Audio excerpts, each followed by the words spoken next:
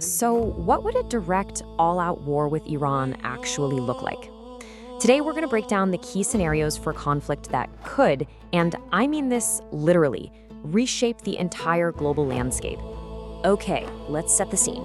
Imagine you wake up, it's the morning of February 28th, 2026. This isn't just another regional flare-up. Coordinated airstrikes from the US and Israel have just slammed into Iranian territory. A direct armed conflict has begun, and the entire Middle East has just been plunged into a truly perilous new phase. And the stated goals from Washington and Tel Aviv, well, they're crystal clear. The message, as you can see, is simple, and it's been echoed for years by Israeli leaders. The real goal here isn't just containment. No, it's regime change. The idea is to completely dismantle Iran's military and create the conditions for a brand new government. So, how did we get here? Let's peel back the layers and break down the strategic context and the initial military actions of what the US has dubbed Operation Epic Fury. This right here is the heart of the whole military mismatch. You see, on one side, you've got the overwhelming, conventional firepower of the United States. But Iran isn't playing that game. They're all in on an asymmetric strategy. Think swarms of lightning-fast attack boats, a minefield of sea mines, and coastal missiles, all designed to inflict maximum pain on much larger ships in the tight, crowded waters of the Persian Gulf. And you have to remember, this isn't happening in a vacuum.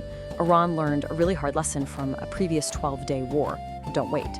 So in response to these new US-Israeli strikes, Tehran launched its own operation with just incredible speed and severity. They're showing everyone they are ready and willing to hit targets across the entire region. So the first shots have been fired. The big question now is, where does this go? Well, analysts are really zeroing in on 4 primary scenarios for how this war could play out. The first scenario, and frankly the one Washington is probably banking on, is a quick regime change based on what's called the Caracas Model. The theory is you combine these swift military strikes with support for internal opposition, and the government just topples. But there's a huge flaw in this comparison. Iran is not Venezuela. It has a powerful, loyal military and a ruthless, proven ability to crush dissent.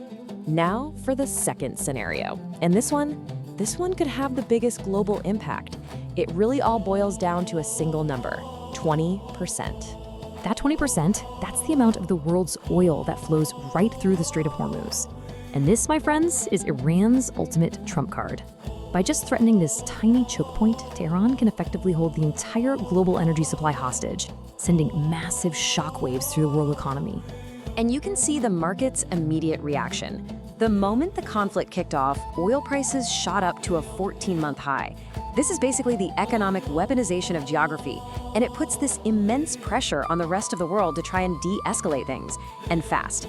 Scenario number 3 is a full-blown regional firestorm. See, Iran has spent decades building up a huge network of proxy forces. And in response to a direct attack, it can activate all of them at once. The Houthis in Yemen, Hezbollah in Lebanon, various militias in Iraq and Syria. We're already seeing this happen, with attacks on US bases just exponentially expanding the geography of this conflict.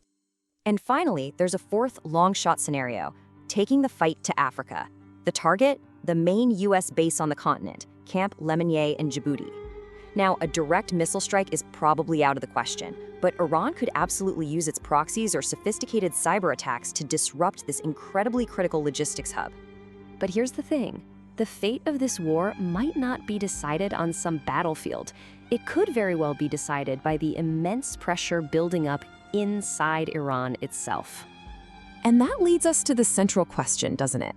Can this regime actually survive the 1-2 punch of a massive external military assault and deep, simmering internal discontent? It's really a test of the very foundation of its power. You know, it's so important to understand that the Iranian regime is not some single monolithic bloc. There are deep, deep divisions. You've got the Hardliners, who are committed to the fight no matter what. You've got pragmatists who might be looking for a way to cut a deal. And then you have a massive population that is just deeply tired of the regime. And we're already seeing the cracks. During some of the recent protests, certain army units reported a desertion rate of 14%. That is a huge sign that the regime's iron grip might be eroding from within. But it would be a huge mistake to think this is just going to be a repeat of what happened in Iraq. Iran has a national identity stretching back 2,500 years and a highly educated population. And that could cut both ways. It could either fuel a powerful democratic transition or a much more resilient, nationalistic defense against any foreign intervention. Okay, now let's zoom out and look at the global economic fallout, because the threat to the Strait of Hormuz puts one key global player in a very, very difficult position. This conflict completely corners Beijing. Of course, China has condemned the strikes, but at the same time, it is massively dependent on energy flowing through a region it has absolutely no ability to militarily control. It is, for all intents and purposes, a strategic checkmate. It exposes a critical vulnerability for the world's second-largest economy. And this really shows you the scale of that vulnerability.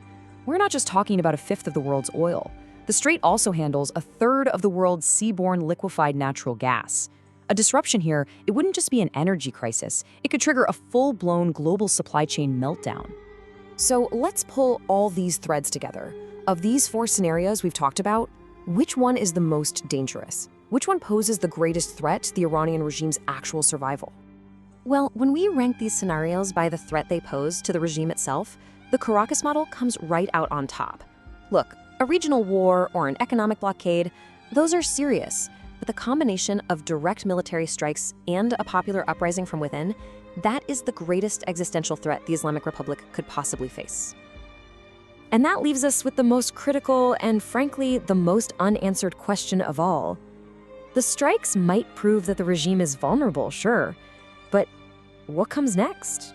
A smooth democratic transition? A failed state? A chaotic, bloody civil war? Because the ability to manage the aftermath won't just define the future of Iran, it will define the future of the entire Middle East.